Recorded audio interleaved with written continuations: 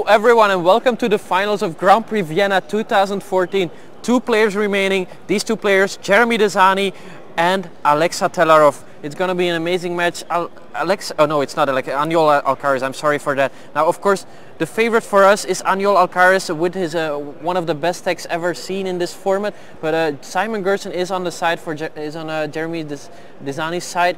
Can you maybe explain us why Simon Gerson? Well, everybody loves an underdog, right? Jeremy Dezani really wants to win an event at some point here. No, I'm just kidding, of course. I like green decks on the format. I like the graveyard related cards that Jeremy has. I think he's been playing really well this weekend. And yeah, even though his cards might be a bit weaker, I think that he has the tools to win this matchup. Yeah, but now I am still gonna stick with Aniol Alcaraz. He's just drafted a machine gun, really. All of the white cards came his way. He's got a Spear of Heliod, he's got a 100-handed wand, he's got an Archon, Celestial Archon. His deck is just so powerful, isn't it, Frank? Yeah, I also have to side with Aniol here. He was just one of pretty much the only white drafter in the Born of the Gods pack, and was rewarded with all the goodies in Theros. By the way, Jeremy Dezani could have hate drafted that Spear of Heliod. He shipped it to the left, an insanely late Spear of Heliod, probably the latest I've ever seen. He took a marginal playable over it, knowing that if it went to the person on his left, Aniol Alcaraz, it would have only be relevant for the finals. Yeah, and of the players go Plains, followed by a Traveler's Amulet for Aniol Alcaraz, Swamp for Jeremy Dezani. Now it seems like Aniol Alcaraz is getting out of the gates quite quickly. Oreska's Sun Guide for him. Jeremy Dezani just follows up with a Swamp.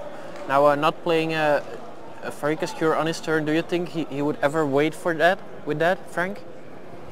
Maybe. There's always a chance that Aniol would dare to go for an Ordeal of Heliod here, and then Jeremy could get a nice 2-for-1. It's always a bit of a risk, but I could see Aniol try to go for it here. Yeah, and I can actually see waiting on Jeremy's side, simply because you know that you're facing the best deck at the table at this point. So trying to actually engineer these blowouts is going to be an important part of Jeremy's game plan here. Yeah, now a Phalanx Leader for Aniol Alcaraz, followed by a Bloodtoll Harpy for Jeremy Dezani, so he found himself a blocker.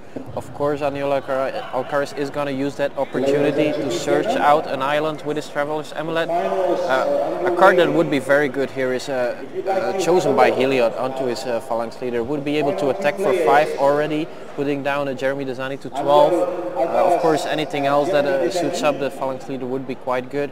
I'm liking Aniol Alcaraz's position already. Jeremy Dezani doesn't have too much removal in his deck, and that Phalanx Leader could be a problem pretty soon. Aniol also being on the play here is quite huge due to the seatings. Now, this blue-white deck is doing exactly what blue-white decks want to do, although really more showcasing the power of white in the format. Yeah, and he does indeed have a Nyxborn Shieldmate, so he could put that onto the Phalanx Leader, but maybe he just wants to play another creature first, not opting to attack. Oh, he's actually going to attack just right there before playing his Nyxborn Shieldmate. I wouldn't. Do you think Jeremy Dezani can ever block, Frank? Well, typically you never want to give up your Phalanx Leader for a Bloodtoll Harpy. That is a trait that almost no one would offer. So the attack by Aniol signifies that Aniol has some kind of trick. Jeremy is not scared, he does go for the block, but yeah, there it is, Triton tactics. I would say he is scared, but he blocks anyway. Sure. Yeah, I think he has to get rid of the tricks anyway. Like if he leaves Aniol with all the tricks he wants, then he's not going to win either. And the problem is he also couldn't block Oreska's Sun Guide, because then a targeting effect on Phalanx Leader would have been equally bad. So at least at this point it's only putting counters on 2 creatures, and it costs Aniol the blue mana. Well, Dezani doesn't know that, but it could be a line of play that actually costs Aniol a full turn. Yeah, but now it is Erebos' Emissary for Jeremy Dezani, so a fine blocker for him. It seems like Aniol is drawing a bit too many lands. There's an island and another plains as well. He does still have that Nyxborn Shieldmate, but he can only grow his Sun Guide to a 3-3. Now another attack from Aniol Alcaraz. What could he have here? This is going to be God's willing here. Aniol is very, very aggressive with his attacks here. Clearly, he wants to utilize the Phalanx Leader fully, but still, the Emissary could survive here by a simple discard, and then maybe the offense is halted next turn. Yeah, I think if I would have been Aniol, I would have just played that Nyxborn Shieldmate before my attack, or maybe it was actually a God's Willing instead of the Nyxborn Shieldmate, because it wouldn't make much sense to me that he wouldn't play. Yeah, actually he's holding 2 planes, so I was mistaken. I was wrong there. It was a God's Willing instead of a Nyxborn Shieldmate. It is an aggressive use of the God's Willing, but the Scry is going to be quite important here because Aniol is holding a bit too many lands, so he needs to dig deeper into his deck to get one of his bump rares, and like at the the same time, 100-handed one or the Celestial Archon. At the same time, this is how Jeremy is going to try to win this.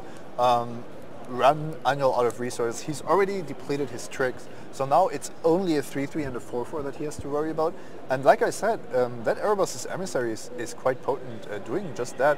River Trawler also means that losing Erebos' Emissary is not as big of a deal because it will return. And this is basically what I talked about. This double River Trawler deck from Dezani does have a higher power than it first seems. Yeah, but is that a Celestial Archon? That could be a very good draw from Aniol Alcaraz. He could even wait a turn so he couldn't bestow it. If that's the case, then Jeremy Dezani could be losing this game. Of course, he's still holding a bunch of cards. Could have an answer to the Archon himself. Now he chose that the River Trawler with the Commune to Gods. Do you think that's a right choice, or maybe he doesn't need the Sylvan Caryatid at this point, Frank? It's definitely a good choice. As Simon said, allowing you to get back the Erebos' Emissary after it dies is a nice way to stock up on resources. And indeed, a Sylvan Caryatid doesn't really help all that much at this stage of the game. It cannot even block any of Aniol's creatures and live. Yeah, and it is indeed, I didn't see a Celestial Archon, so next turn that one is going to come down, and I'm assuming it's going to suit up the Phalanx Leader and get in for 8 damage, putting Jeremy Dezani at 2. Oh, and actually a Flitterstep Eidolon. That's a very good draw as well for Aniol Alcaraz. He's 99% sure to win this game, if you ask me. Don't you think, Frank? Mm-hmm. Yeah, I don't think Jeremy has the tools in hand to beat, well, any of those bestowed creatures. Even if Jeremy finds an answer for the Celestial Archon on his next turn, he's still gonna have to deal with the Flitterstep Eidolon on the next. This is going to be tough for the #1 in the world. Yeah, there we go. He takes 8 damage, falls down to just 2 lives, so he will need to find an answer to both the Archon and the Flitterstep Eidolon. He draws a Swamp, that's not an answer. Is he going to extend the hand? It seems like he is. First game goes to Aniol Alcaraz, and he didn't play all that many cards. He just played a very powerful Phalanx Leader and a Celestial Archon, and that just proves that if you have the right cards that are powerful enough, it's enough. Yeah. Also, if you have them in the right order, basically. The Phalanx Leader was the key piece here. Celestial Archon, of course, closed out the game, but Aniol generated such an advantage early on. And near the end of the game, you saw, or well, after the game had concluded, you saw Jeremy Dezani quickly look through Aniol's graveyard again, taking a good note of the tricks that Aniol had played. So Jeremy will have Triton Tactics and God's Willing in mind for the next, and be more careful during his combat steps. We also might see the Revoke Existence make an appearance again from after boarding, so that Jeremy has an answer to that Celestial Archon. Yeah, certainly. With the Spear of, he must know about the Spear of Heliod as well, either from previous games that Aniol played, but also because he did pass it to his left, a card that I think you certainly should make a mental note about. Yeah, and it seems like he is cutting one of his 2/3s, a Fellite Minotaur, not the best card in this matchup for Revoke Existence. So he now has one answer at least to the Celestial Archon, but it's still, he will still need to find a way to win the next 2 games. It's certainly going to be hard. Are you still going to stick with your gun, Simon, and go with Jeremy Dezani? I'll pose a question. How many islands does Aniol play? A few. So maybe he just draws only islands? And a Traveler's Amulet. And a Phalanx Leader? Okay, so you're sticking with your guys. I'm sticking, of course, Okay. to Jeremy Dezani. Go Jeremy Dezani. Now I'm gonna stick, of course, with Aniol Alcaraz. Now, that draw was quite aggressive, wasn't it? And we see Jeremy Dezani's deck is quite a little bit slow. He does have that Sylvan Caryatid. Does he have to approach the game maybe differently, mulligan aggressively into 2-drops and 3-drops, or just stick with his plan and finding the right 5 and 6 drops? I think that just 2 and 3 drops may not be good enough to deal with really high power cards like Phalanx Leader, but also Ringsteed Rider. Absolutely. So he doesn't just need a good mana curve, he needs a high power as well. He may need to go for the Keepsake Gorgon or some of the other big cards in his deck. Sylvan Caryatid ramping into a quick Erebos' Emissary and Keepsake Gorgon might be the best that Jeremy can do in this game. Yeah, it seems like both players are keeping. Jeremy Dezani seems to be having quite a heavy hand land. Aniol Alcaraz on his hand, I can't see what he's holding. Certainly at least 1 plains, of course, that's a good start. So not only islands for Aniol Alcaraz. I'm sorry, Simon. Nyxborn Shieldmate, this is at least this is not a God's Willing this time around. Jeremy Dezani unfortunately draws another land, so he plays a second swamp of his own. He has to ship the turn. Aniol Alcaraz plays an island. Does he have a 2-drop? He doesn't have a 2-drop, so a slower start for Aniol Alcaraz, but Jeremy Dezani draws yet another land, so he's been drawing a lot of lands so far. And something about this matchup is Jeremy does need powerful cards to beat the overall better quality of Aniol's cards, but you cannot just mulligan into these cards. You need to find them while staying ahead in the game. Now, one thing that's absolutely crucial for that is that you can somehow be the aggressor, and that's certainly possible being on the play. Oh wow! Oh, he's 2-for-1ing himself right there. He just knows that he can't let the Wingsteed Rider grow. Maybe he's holding a nice 5-drop, so he knows he has a follow-up for this. But this is ballsy. It's definitely an aggressive use of the time to feed. But I like the way he played it. Just bum. He wasn't put even my cards in thinking the about graveyard. it. Go. Maybe he's holding Odunus River Trawler, so to get back his Nyxborn Wolf. Maybe that's the reason why he's doing this. Yeah. And there is a good chance to strand the blue-white deck into just holding creature-dependent cards. It didn't look great, but I think Jeremy made the right line here, made the right play. Yeah, especially looking at this follow-up from Aniol Alcaraz. He has to play his Shieldmate, now suits it up with Chosen by Helio. Both these cards would have been the trump to the time to feed. So a great play by Jeremy Dezani actually, knowing that he can't wait. Now he does not have the River Trawler, so Aniol Alcaraz gets to stick with his 1-4, actually not a big attacker of his own, but he does have a lot of cards in hand. He does have a Wavecrash Triton, at least 1 more planes there is as well. So he's gonna start attacking with that Horned Turtle. And talking about Horned Turtles, here is another one. Wavecrash Triton for Aniol Alcaraz. Now Jeremy Dezani facing off 2 Horned Turtles, but draws a 6th land. Fortunately for him, that this makes him play the Ferris Band Raiders. That could turn around the game, isn't it, Frank? Well, a 5/5 is much bigger than 2 1/4s. So as long as it stays on the battlefield, it would be good. Aniol will have none of that though. Voyages and sends it back into Jeremy's hand right away, keeping the card on top. Yeah, that was Something a God's good might be willing. calling. Yeah? And now Aniol Alcaraz is thinking Spear of Heliod on his turn. Couldn't he have waited a little bit longer to trigger that Wavecrash Triton maybe? Seems like he's opting to go the aggressive way just like the game 1. Maybe hoping to draw that Celestial Archon once again.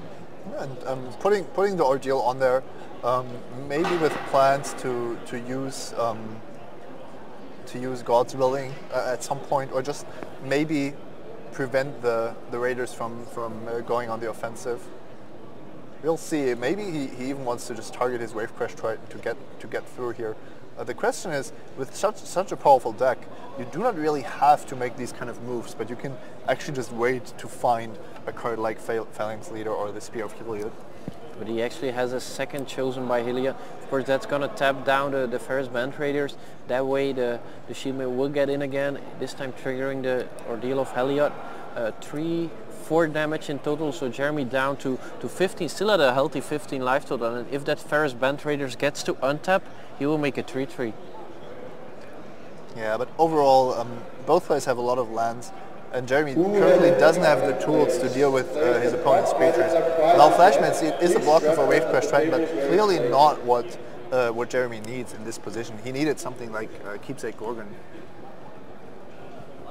And even though like those 3/3 centaurs are going to be nice, Aniol's creatures are just bigger, at least toughness wise, so Aniol will be able to line up good blocks even for the Theros Band Raider and the centaur tokens.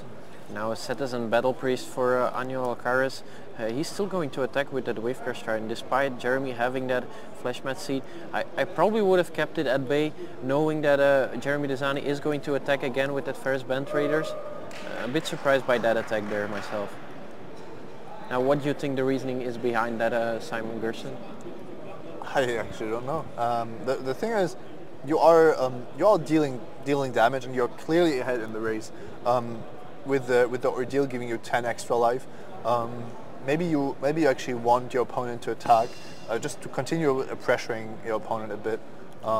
Seems a bit over-ambitious though. I don't agree with the line, but I don't think this is going to cost Aniol too much. The thing is, Theros Band Raiders is also the best blocker for the 4-power Shieldmate, so it might not even be able to attack this turn. Yeah, but don't forget that Jeremy Dezani is making 3/3s every turn if he attacks with the Theros Band Raiders. Maybe he was actually thinking about asphyxiate Aniol Alcaraz with attacking, and we see that Jeremy Dezani is indeed holding that one. But if you're holding a God's Willing, I think you kind of even want the asphyxiate to happen. Then you get another trigger from Wave Crash Triton and so on. Yeah, so there we see the Theros Band Raiders puts Aniol Alcaraz back to 22 life. Of course, he gained 10 life from that Ordeal of Heliod. Now, what do you think Aniol Alcaraz wants to draw here, Frank? Celestial Archon would be a nice start. Flitter Step Eidolon alternatively would also be perfectly fine. Even 100-handed one would be a good one. His deck is filled with goodies, but mainly a way to get some evasive damage in. That would be the best route to victory.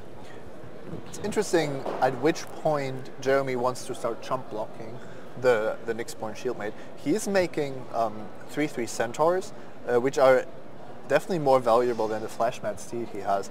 However, taking 4 here, being on 11, means that he's just risking a lot. Now, what's happening here?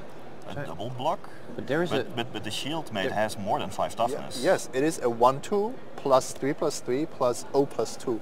Oh, but are we gonna see a God's Willing? That's not even necessary, is it? But Jeremy Dezani actually put okay. He was trying to sneak away, but maybe he just realized he had to chum block anyway. So just blocks with both of them. Doesn't really matter, right? Maybe confuse your opponent a bit. Yeah, it seemed like he was sneakily putting both of his creatures on top of the chosen by Heliod. They were making it seem like the Shieldmate only had 5 toughness. Yeah, some sneaky plays there by Jeremy. Yeah, maybe hoping that Aniol Alcaraz would use a trick when it was not needed. Anyway, there we go. Now the Theros Band Raiders does make another 3/3. Jeremy Dezani draws Traveler's Amulet, so that's not of much use for him. Is holding it Asphyxiate, might kill the 1/6. I do think he should do that, because that would mean his Theros Band Raiders could start attacking again. Now there we see it, he's tapping 3 mana, Asphyxiate on the Wave Crash Triton, and I'm guessing we're going to see God's Willing there. There we have it, God's Willing gonna tap down that Theros Band Raider, so that one is not gonna attack. He scries. Is it the Archon? He's thinking about keeping it. No, he moves it to the bottom, so probably not an Archon over there. And now Jeremy Dezani just plays that Traveler's Amulet. Whew, this is gonna be a very close game. I still think Aniol is favored because he's not under a lot of pressure and his deck contains a lot of cards to put the game to his hand. Spear of Heliod, for example, would also be a great card to draw here. beefing up his creatures and then eventually shooting down some of Jeremy's creatures when they start attacking. Aniol has 22 life to work with. So. I'm still wondering about this double block that we saw. It was Jeremy maybe one turn too early with the chump blocking. Should he have waited until he had 2 centaurs to work with, threatening 8 power, which would have been able to take down the shieldmate even with chosen by Heliod. Yeah, and that Theros Band Raiders, of course, not going to untap because of the Wavecrest Triton, so not gonna make another Centaur. So Jeremy Dezani needs a good draw there and draws another Swamp, so that's not of much use. Jeremy Dezani is in all kinds of trouble, honestly.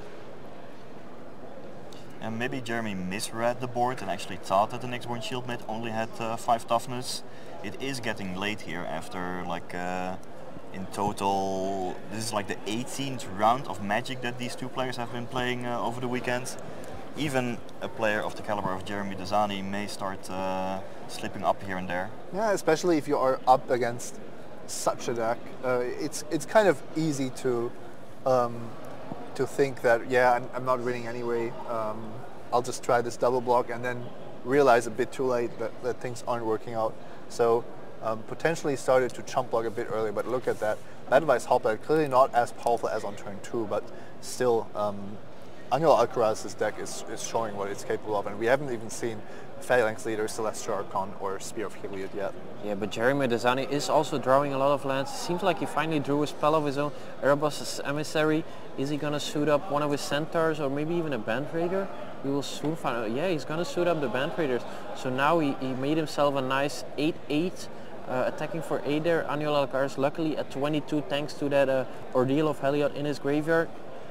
Now Aniol Alcaraz can draw a lot of cards that would just outright win him the game here. Yes, but Jeremy isn't out of it.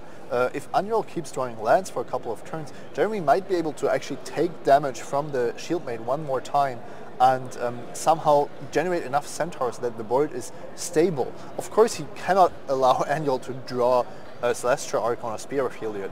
That would just destroy all his plans. But Phalanx Leader isn't even the end of the world here. No, it certainly is, but he can still attack with that Shieldmate, as it is a 3-4, a 4-7, so even a double block from Jeremy wouldn't kill it.